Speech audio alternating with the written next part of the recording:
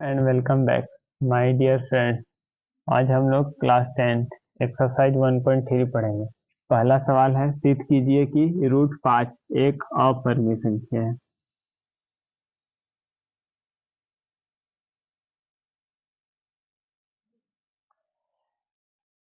जो संख्या रूट से बाहर नहीं निकलता है वो अपरिमेय होता है। जैसे रूट 3, रूट 6, रूट 7, ये सब संख्या अपरिमेय होगा क्योंकि इसका जो फैक्टर निकालेंगे तो रूट 6 का निकालेंगे तो 3 गुने 2, ये रूट से बाहर नहीं निकलेगा। रूट से तभी बाहर निकलेगा जब इसका पेयर मौजूद हो।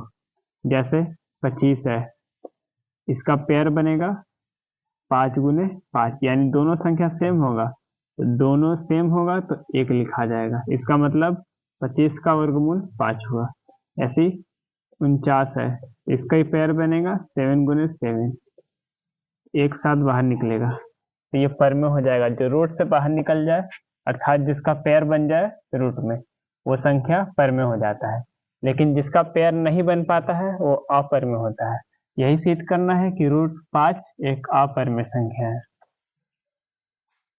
मान लेंगे, माना कि रूट 5 एक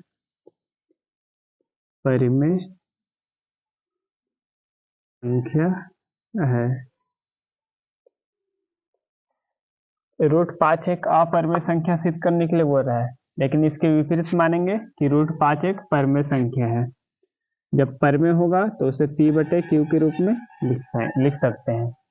तो p बटे क्यू बराबर रूट 5। जो p बटे क्यू के रूप में होता है वो परिमेय होता है,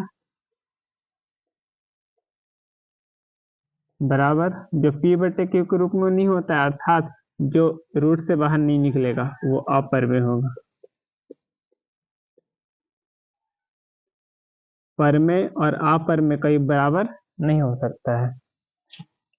यहाँ पर जो p और q है वो पूर्णांक है, लिखेंगे जहां p तथा q पूर्णांक है जिसका सार्वगुणनखंड 1 है। p और q पूर्णांक है जिसका सार्वगुणनखंड यानी फैक्टर 1 होना चाहिए। लिखेंगे अतः हमारी कल्पना गलत है क्योंकि यह हमारी धारणा के विपरीत है। इसलिए रूट 5 एक अपरिमेय संख्या है।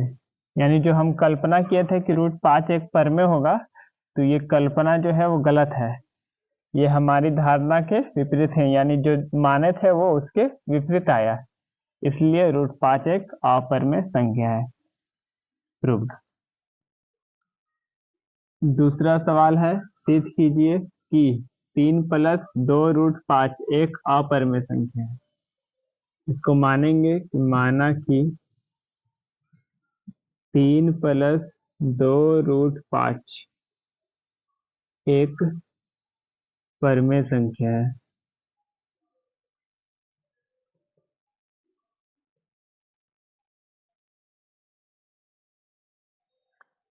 अपरिमेय बोलेगा सिद्ध करने के लिए, तो इसको मान लेंगे एक परिमेय संख्या है। इसलिए जब ये परिमेय संख्या होगा तो इसे p बटे क्यू के रूप में लिख सकते हैं। तो p बटे क्यू बराबर 3 प्लस 2 रूट 5, p बटे क्यू लिखेंगे और ये जो दिया हुआ है उसको उतार देंगे। लिखेंगे जहां p तथा q पूर्णांक है जिसका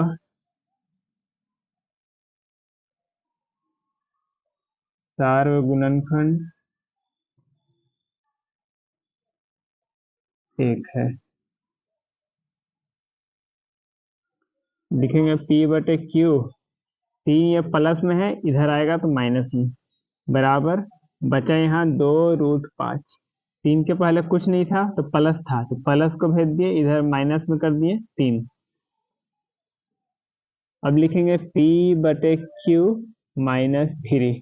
ये जो 2 है गुना में है, 2 और √5 के बीच में कोई चीज का चिन्ह नहीं है तो गुना का चिन्ह है, तो इसको गुना में है तो इधर भेजेंगे तो भाग में जाएगा, तो इसके बटे में 2 लगेगा, इसके बटे में 2 लगेगा, तो बचेगा इधर √5। जो P बटे Q के रूप में होता है अर्थात बटे के रूप में होता है वो पर में होता है, ये भी पर में। जब पर में से पर में को हटाएंगे तो पर में संख्या आएगा, तो ये साइड वाली संख्या पर में हो गया, बराबर √5, ये रूट से बाहर नहीं निकलेगा, यानी इसका जोड़ा रूट में मौजूद नहीं है, तो ये अपर में हो जाएगा। पर में और अपर में कभी बराबर नहीं होता, इसलिए इसको काट देंगे, फिर लिखेंगे अतः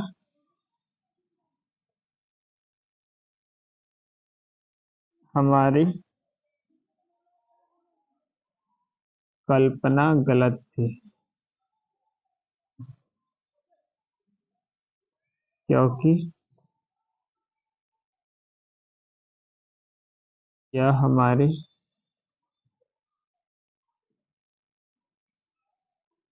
धारणा के विपरीत है। इसलिए 3 + 2√5 एक अपर में संख्या, जो हम माने थे कि 3 + 2√5 एक पर में संख्या है, ये गलत हो गया, क्योंकि यह धारणा के विपरीत है। जो माने थे वो उसका उल्टा आया, इसलिए 3 + 2√5 एक अपर में संख्या है। तीसरा सवाल, सिद्ध कीजिए कि निम्नलिखित संख्याएं अपर में है। तीसरा का पहला 1/√2, इसको सिद्ध करना है कि ये जो 1/√2 है वो अपर में संख्या है, तो मान लेंगे कि माना कि 1/√2 एक पर में संख्या है। जब ये पर में होगा तो इसे P बटे Q के रूप में लिखेंगे, अर्थात बटे के रूप में लिखेंगे, तो P बटे Q बराबर लिख देंगे, जो संख्या दिया रहेगा उसको उतार देंगे, फिर लिख देंगे साइड में कि जहाँ P तथा Q पूर्णांक है जिसका सार्वगुणनखंड 1 है। अब Q में 1 से गुना करेंगे तो Q आ जाएगा, अब P में √2 से गुना करेंगे तो P √2 आएगा, तो Q को उतारेंगे। अब P और Q √2 के बीच में कोई चीज का चिन्ह नहीं है तो गुना का चिन्ह है, तो इसको गुना से इस साइड भेजेंगे तो बटे में आ जाएगा, यानी भाग में आ जाएगा, तो बचेगा ये साइड √2। तो ये तो बटे के रूप में है तो पर में है, लेकिन ये रूट है, रूट चढ़ा हुआ है इसमें, ये रूट से बाहर नहीं निकलेगा, तो ये अपर में है, तो लिखेंगे पर में बराबर नहीं है अपर में। फिर लिखेंगे अतः हमारी कल्पना गलत थी, क्योंकि यह हमारी धारणा के विपरीत है, इसलिए 1/√2 एक पर में संख्या है।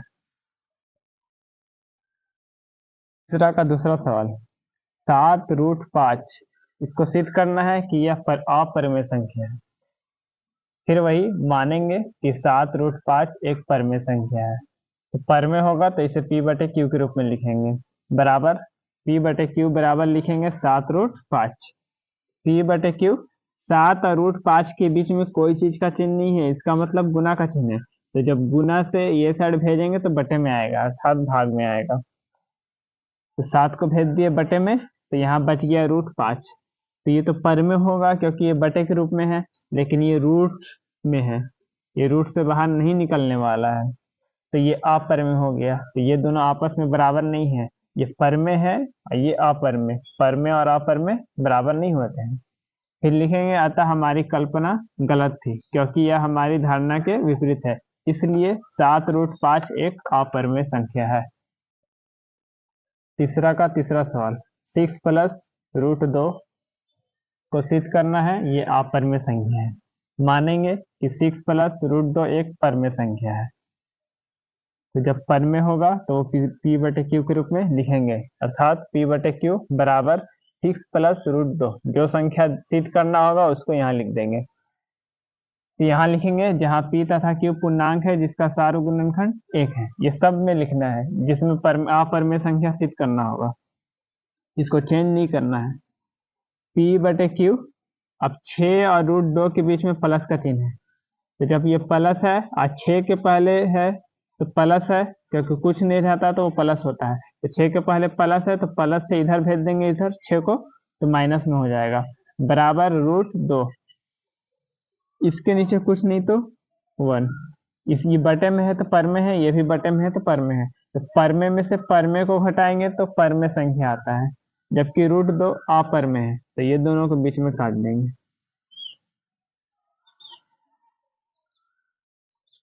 लिखेंगे परमेय नॉट इक्वल अपरमेय, अतः हमारी कल्पना गलत थी क्योंकि यह हमारी धारणा के विपरीत है, इसलिए 6 प्लस रूट 2 एक अपरमेय संख्या है।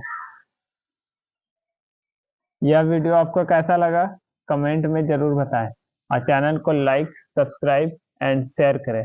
Thanks for you watching this video.